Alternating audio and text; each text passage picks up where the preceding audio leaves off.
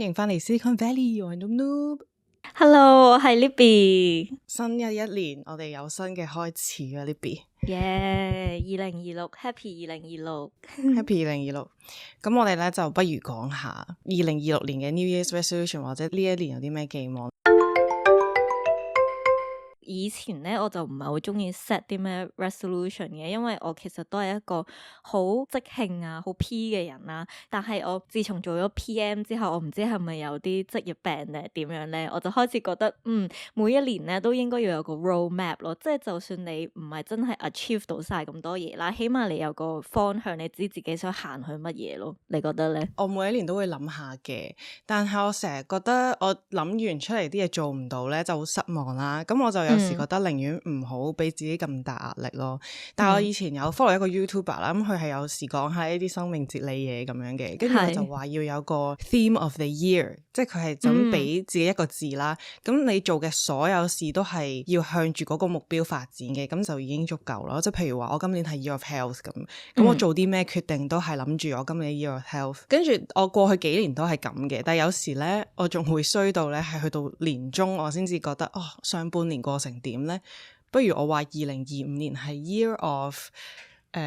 stability 咁樣啦，因為過去嗰6個月都好似幾 stable 喎，咁樣即係有少少 retrospectively 咁樣講翻，就好似唔係幾好啦。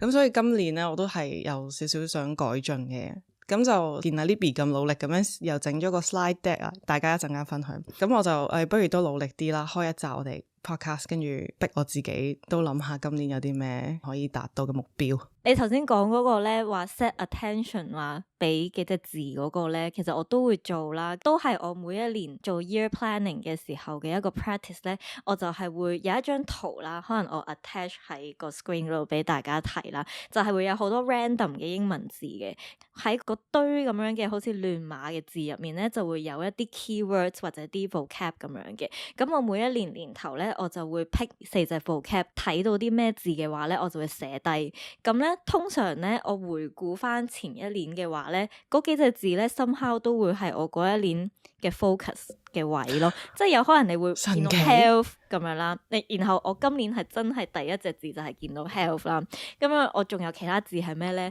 就係health 啦、purpose 啦、love 同埋 connection 咯。然後我自己都好驚訝，因為我未喺嗰張圖入面揀呢4隻字嘅時候咧，我自己諗緊想 focus 2026嘅嘢都大同小異咯，同呢幾隻字係差唔多。咁所以我都吸引力法則係啦，我就好推介大家咧都可以試下做呢一個 exercise， 即係可能未必 exactly 係你想要 focus 嘅嘢，但係可以係一個 guide 咁樣咯。咁你今年嘅 keywords 係乜嘢咧？我寫咗成個 list of 我嘅 resolution， 我就冇做到呢個 theme 呢樣嘢啦。但係我覺得個大朗咧就係我想今年有進步咯。我頭先都講咗2025年係我嘅穩定期啦，因為2024啱啱讀完個 master 啦，好攰啦個人。跟住2025我就想站穩步腳先，跟住今年我覺得可以開始拼搏少少咯。對我嚟講就係每日返工，咁就係事業上面我想有一個 promotion 嘅機會啦。但係其實我年頭嘅時候同我個 manager 有傾過，有冇可能有呢個機會，佢都係同我講2027年咯。但係我就係好想2026年有呢個機會。我一陣可以講下我點樣用我自己嘅方法去希望呢件事會實踐到啦。咁另外就係屋企又想裝修啦，跟住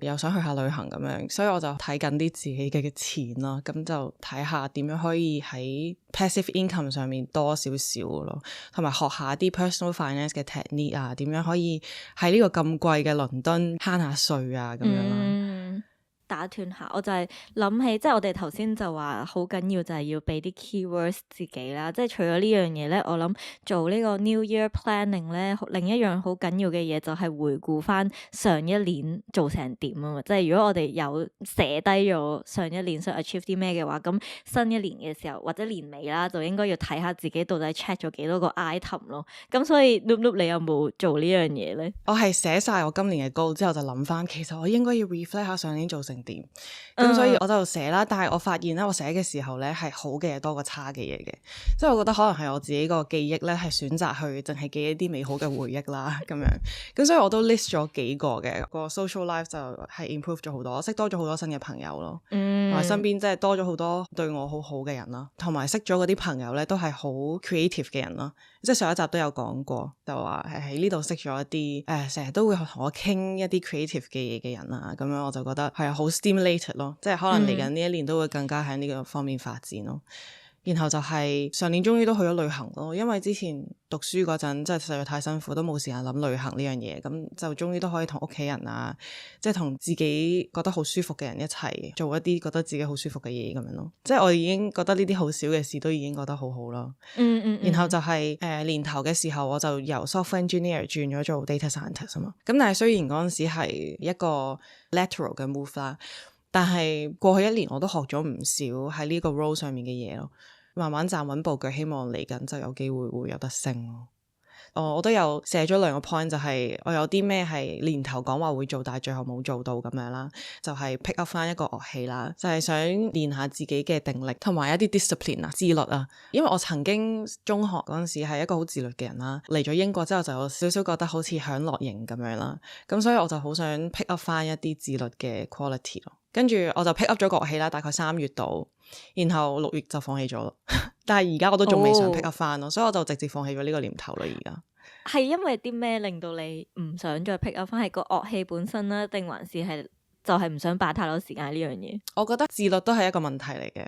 同埋我覺得喺天氣好嘅時候咧，匿喺屋企做一啲自己嘅嘢係有少少對唔住自己啦。跟住同埋當我又多咗咁多朋友嘅時候，我就好容易就想 prioritize 我 social life 多過你喺屋企練琴呢樣嘢咯。遲啲可能即係有咁嘅時間，有咁嘅精力，我再嘗試呢件事咯。咁其他咧，自律仲有啲咩你要做嘅嘢？自律就係我有諗過好唔好鏟晒啲 social media， 或者因為我 screen time 真係有啲多咯，即係我唔知道大家幾多啦，但係我可以公開地話俾大家知，我係有時會去到5個鐘頭嘅 screen time 啦，淨係個電話，即係我自己覺得係有啲過分嘅。我覺得 cut 到2至3個鐘已經算好叻噶啦，但係我做唔到咯。今年即係2025年，咁希望2026年繼續努力咯。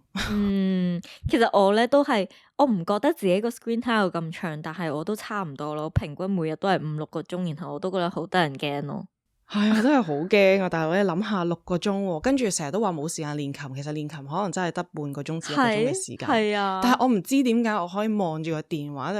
喺度 scroll 啲 threads 啊 Instagram 可以開到6個鐘，我唔係好明咯。我都唔明，即係我對自己有啲失望咯呢個位。係啦，就係咁啦。每年我都會擺呢樣嘢咯，即係我希望今年真係做到可以用睇書去 replace 咗呢樣嘢咯。係咯，好啊，大家一齊努力咯。等我都分享下我上年12月中嘅時候咧，就 join 咗一個 workshop 啦，佢就係叫做2025 Rewind 喎。然後咧嗰陣時候就好似有20幾個 participant 嘅，咁咧就大家咧會一齊分小組咁樣啦，你當4-5個人一組，咁跟住咧就大家可以分享下話啊2025年大家做咗啲乜嘢，有啲咩你係會 proud of 噶，然後就再展望2026，跟住我就 reflect 咗好多啦，跟住同埋我見到本身都唔覺嘅，但係原來都做咗好多嘢，或者係發生咗好多嘢咯，跟住我就喺度數啦，然後我就發現我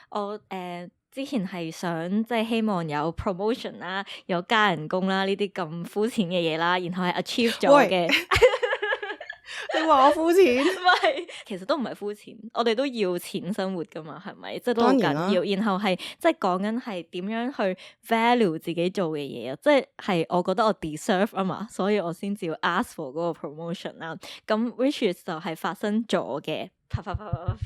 然後有樣嘢就係我未喺呢個 podcast share 過啦，但係我上年都有 set 咗一個 goal 咧，就係我想 quit 咗我份工啦。然後都係我寫低咗，然後都 achieve 咗嘅，就喺年尾嘅時候，所以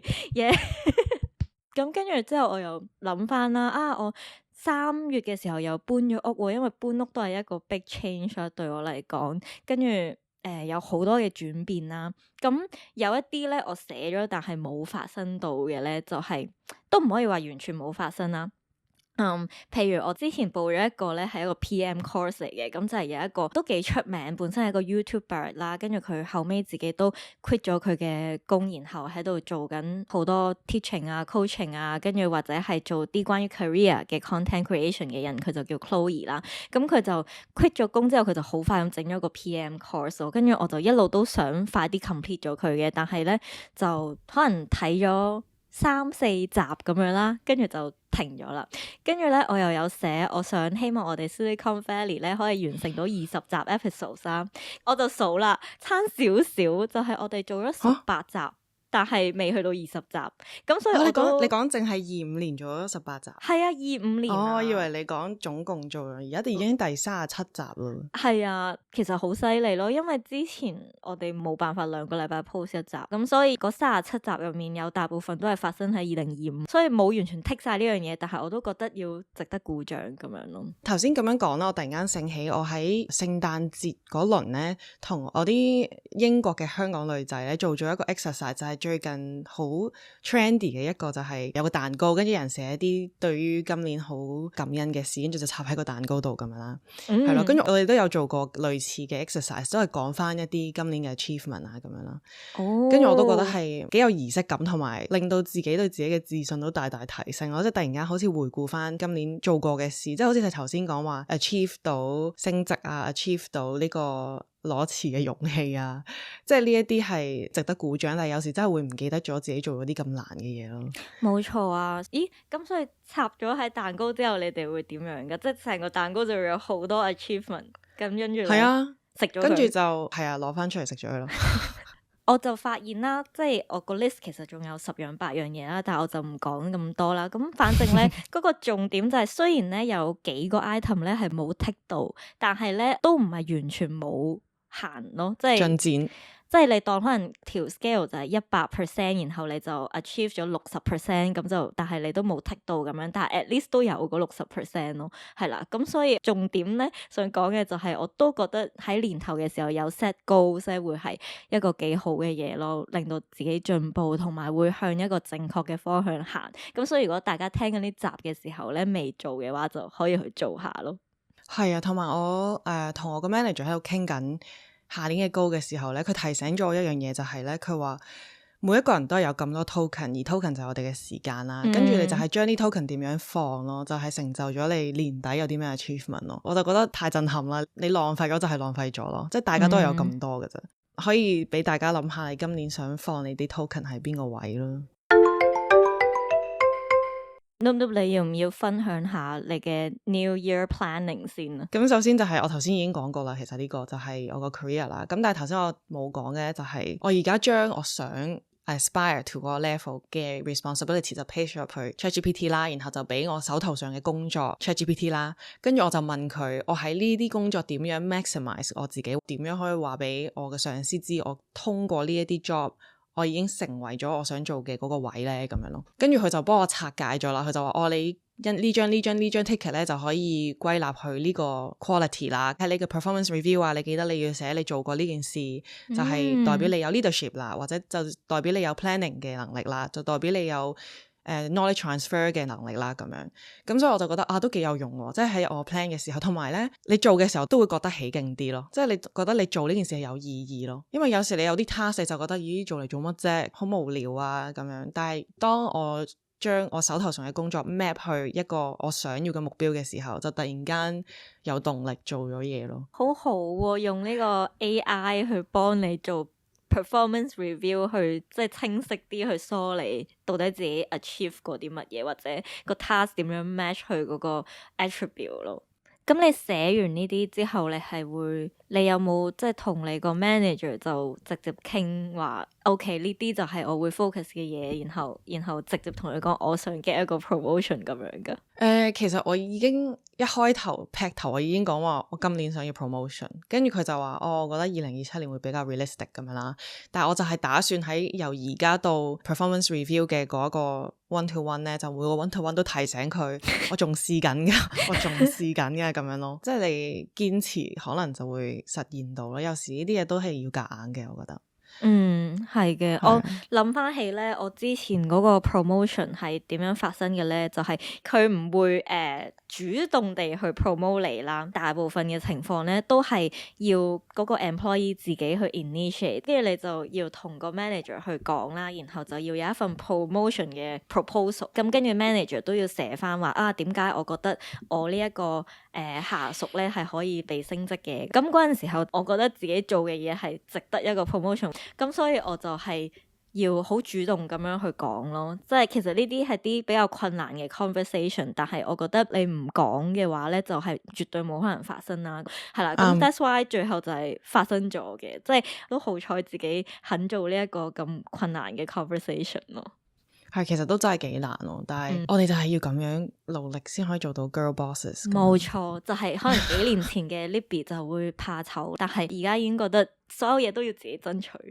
好，下一樣呢，我今年呢就係特登想嘗試 grow 我本身嘅 investment 啦，因為我有發現我太多錢係 save as cash 啊，我又係唔係好識 invest 啦，咁所以我就盡量喺今年學下點樣運用自己嘅 cash 去 generate 多啲 passive income 咯。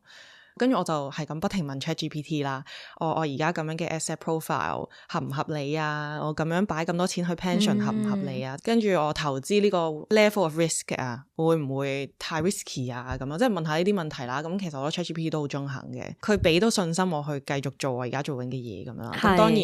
可能真係要聽下一啲專家去講啊，或者去睇下一啲書啊，投資嘅書啊，咁樣先至可以接觸到一啲真正嘅 knowledge 啊。我唔知道經過 AI 佢會唔會有啲係錯啊，或者有啲嘢係唔 update 啊咁樣。咁所以就係慢慢學咯呢個。咁 based on ChatGPT 俾你嘅呢一啲方向咧，你實際有冇啲咩係真係去 take action，然後去 relocate 你嗰啲 assets？有嘅，我本身係擺好少錢入去 pension 啦，每一個月，即係我個強積金公司供嘅。咁但係 ChatGPT 同我計咗，如果我擺當我10% 嘅人工入去咧，我係會慳到幾千磅咁樣咯一年。但係嗰幾千磅係純粹係我攞咗嚟交稅咯，之前好多錢拎去食咗佢去旅行都好啊。係啦，跟住我每一次咁樣諗，我就真係起雞皮咯，就冇諗過我喺呢間公司做咗4年嘢啦，我一路咁樣每年咁樣嘥幾千磅去交稅咯。同 ChatGPT 傾完偈1秒我就去咗換我個pension 嗰個 contribution 嘅 percentage 咯。你講呢個 finance 啊 investment 呢樣嘢咧，都係喺我2026其中一個 item 嚟噶啦。咁我就 set 咗個 goal 俾自己，係希望嚟緊呢一年嘅 investment 個 portfolio 嘅 annual growth 可以達到30% 啦。係啦，多30%。對我嚟講咧，就係比原本上一年咧多啲咁樣啦。希望 achieve 到啦。加油！我哋一定要做小富婆啊！係啊，小富婆事。跟住好搞笑就係，即係聖誕嘅時候咧，就有啲 Secret Santa 咁嘅嘢啦。咁跟住咧，我有個朋友送咗一本書俾我嘅，咁我就要分享俾大家睇下呢一本。個書名咧就係呢個29歲的我靠美股不再打工的秘密，跟住動能投資法，係啦，係呢個拜當葉嘅一個人。咁呢個即係動能投資法就係即係 momentum trade 啊嘛，就係一種投資嘅 approach 咯，呢個都係我最近新學緊嘅一樣嘢啦。跟住我都覺得係希望睇咗多啲呢啲書咧，就會對於投資有一套系統咯，即係唔好亂咁嚟咯，唔一定要跟足或者 exactly 要做咁多功課，但係起碼咧有嗰個思維，我覺得就已經會好。所以我都有一個 goal set 咗俾自己，就係要睇 at least 2本嘅 investment book。好啊，如果你睇咗，記得同大家分享你學到嘅嘢，最主要係同我分享。我哋一齊做小富婆。Yes，好，下一個環節，我有擺 health 咯，你有冇擺 health 啊？有 health 係我頭先咪話睇嗰啲 random 字咧，第一個就係見到 health，即係我就發現哇，我嘅潛意識都話俾我知 health 係有幾咁緊要咯，即係同埋我係上年係真係好忽略嘅一樣嘢。係，突然間醒起，我其實上年係喺 health 呢個部門係有好大嘅晉升噶，因為去咗睇中醫，學咗好多自己養生嘅方式啊，煲湯啊，行多啲路啊，即係 keep 住個腳仔係暖嘅咁樣，然後淨係飲暖水啦。係啊，咁就係做咗好多呢啲嘅習慣，然後身體好到係可以去一個好長嘅 walk 都唔會覺得攰啊，或者可以開始跑步啊，因為之前係完全係虛到我係跑唔到步嘅。一做運動，譬如我上個 yoga，跟住我就會發燒咯，第2日。2025年啦，我係可以最少一個禮拜跑到一次一個5K 啦，然後當日照長啲嘅時候，我係每一日行1萬步咯。做咗呢啲事情之後，然後係健康咗嘅 feel 到自己，即係食嘢又食得多咗啊，胃口又好咗。咁今年我都係想繼續，我係希望可以用我而家跑5K 嘅 effort 係可以跑到個8K 咁樣咯。咁同埋我而家都 join 咗一個 gym 嘅，然後個 gym 係有嗰啲 steam room 啊，有泳池咁樣啦，我就希望可以 utilize 呢個 gym 多少少咯。而家我就係當佢係一個沖涼房咯，即係我有時淨係係啊，有時即係放工好攰啦，我冇心機做運動啦，咁我就去坐下個 steam room，然後沖個涼我就翻屋企咯。咁希望有一日我可能一個月做到一次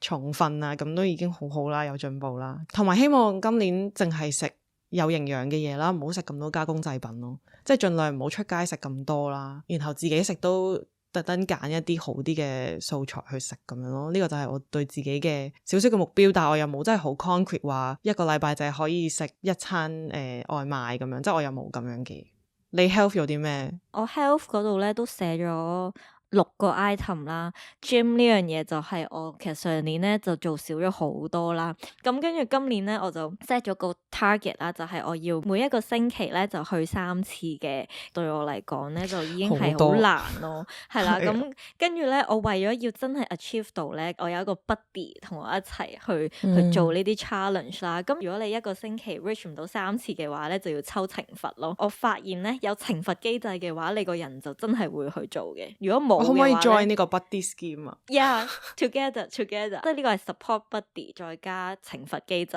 我覺得呢兩樣嘢係如果你真係好想達到目標，係一定要加落去嘅嘢咯。咁跟住同埋我寫咗啲咧比較容易 achieve， 但係就未必會記得去做嘅嘢咧，就係 body check 同埋 dental check 咯。鑑於我已經冇咗呢個 full time job 嘅關係啦，咁所以而家咧呢啲都係要自費去做嘅嘢啦，公司唔會再俾啦，咁所以就要自己去。咁仲有另一樣比較得意啲嘅咧，我寫咗個 challenge 俾自己，就希望可以試下有分別嘅4個星期啦，就係唔好食 take away 同埋 eat out 咯。係啦，咁就嗰一個星期就全個星期自己喺屋企煮嘢食咯。咁其實都係想自己食得健康啲啫，但係我覺得將啲嘢變成一個 challenge 嘅話咧，就好玩啲咯。同埋試下 document 下咯 ，post 下 social media 咁樣，好似有少少壓力咁樣。其實係咯，或者係將佢變成一個 reels， 即係我呢一個星期食咗啲乜。我相信有好多人做 challenge 都係有少少咁樣嘅心態，即係你咁樣錄低咗，你就有個 ritual 喺度啊，即係你就逼住自己要做呢件事。係啊係啊，你仲有下一個大 section 係乜嘢？呢一個係我個 mind 啊，可能係創意方面或者少少自製方面啦。我想 pick up 翻 journaling 咯。我以前曾經係會寫日記嘅，但係我最近就係太 screen oriented 啦。但我今年咧買咗一本幾靚嘅 Moleskine notebook 咁樣啦。佢係有個 Charlie Brown 同埋呢個我唔記得咗佢叫咩 Lucy 係咪啊？佢就問呢個男仔 Have you any idea what you are going to do for the rest of your life 咁樣。哦，OK。跟住呢一本 journal 就係我平日公司自己諗到啲咩 idea 都寫低佢咁樣啦，同埋盡量咧我就好想 either 透過呢個 podcast 又好 either 透過我自己 Instagram 又好，或者係呢一本書都好啦，寫低我每個睇完嘅 show 嘅睇後感咯。我發覺我睇太多嘢啦，嗰下我係覺得好深刻嘅，但係你話而家你問翻我舊年睇嗰啲 show，我可能真係唔係太記得咯，咁我就覺得太可惜啦。我想呢個記憶留長少少，咁我就想開始 journal 啦，然後可能書啊或者電影啊或者音樂，我覺得睇完就寫低啦。如果我真係咁多年嚟睇咗好多戲咧，有時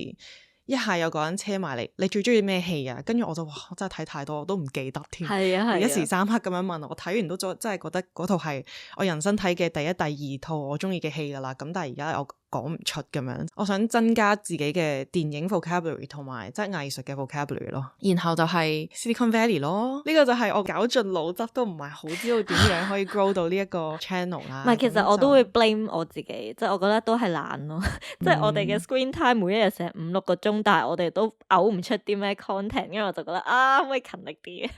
係啦，咁可能我哋即係都揾下我哋身邊做 podcast 嘅朋友，同我哋傾下，即係拎下啲 inspiration，睇下點樣可以大家一齊進步啦，咁樣。Right。